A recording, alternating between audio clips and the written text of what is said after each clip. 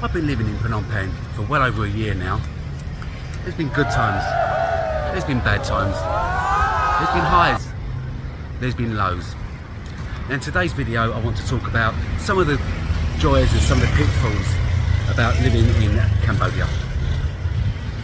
It's actually Chinese New Year at the moment, so the roads are particularly quiet.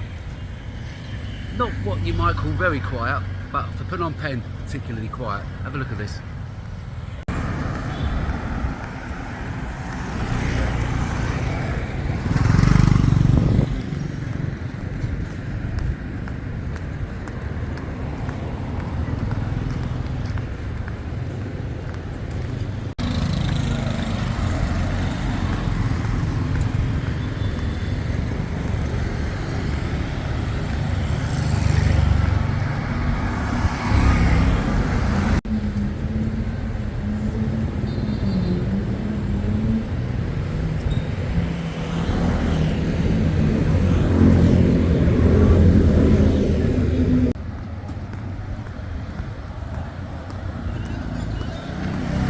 All right, Neil.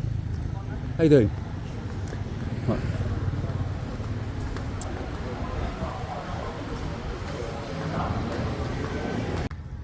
Now, as I've reached the pre-elderly Act 3 part of my life, I'm done with the cold, I'm done with the snow, I'm done with the ice, and I hope to never have to experience that ever again in my life, although I probably will do at some point. Anyway, it's 22 degrees today, it's the middle of January, there's a lovely breeze, and the weather here at the moment is probably the best that I've seen it since I've been here.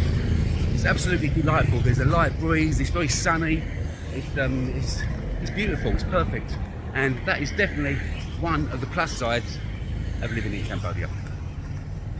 Okay, so it's not a perfect world that we live in, and when the weather's nice, you get mosquitoes, and that's one of the downsides. You get loads of them. Dusk and dawn, they're out in numbers, and they love my barang blood. I tend to get bitten quite a lot. So there you go, mosquitoes. That's one of the downsides of living in Southeast Asia. But, you know, it's a small price to pay really, but it can be quite irritating. But anyway, that's one of the pitfalls.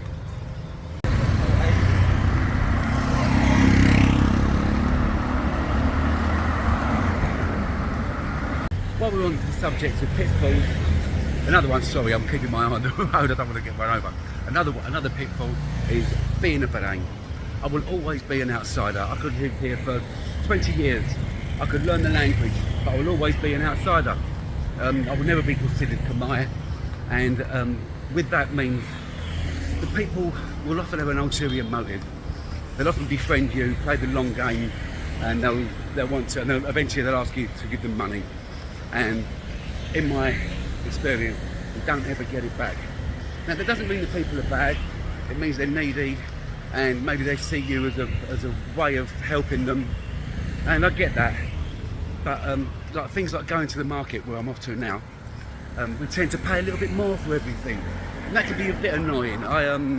You know, I don't want anyone to blow smoke up my arse, but it's annoying when you get charged $1 more for the things that you buy, you know, when the local people are getting it for a lot less. It tends to be helpful if you've got a Khmer girlfriend, because they'll get you bargains. But then again, Khmer girlfriends, you know, I'm not saying that all people are bad. There's definitely some very beautiful women here, and they can be very sweet and very friendly and very kind and very traditional, and that can make you feel good.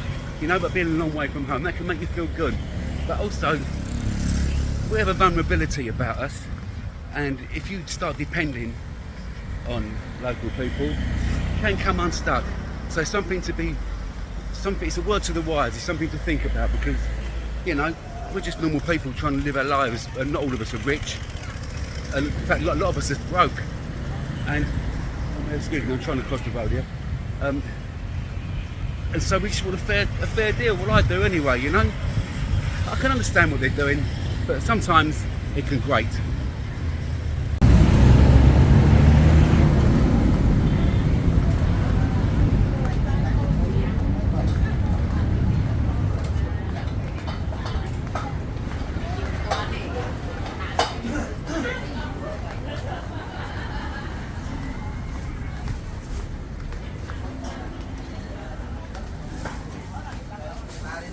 Ah, 1 kilo, please. Yeah. Yeah, yeah.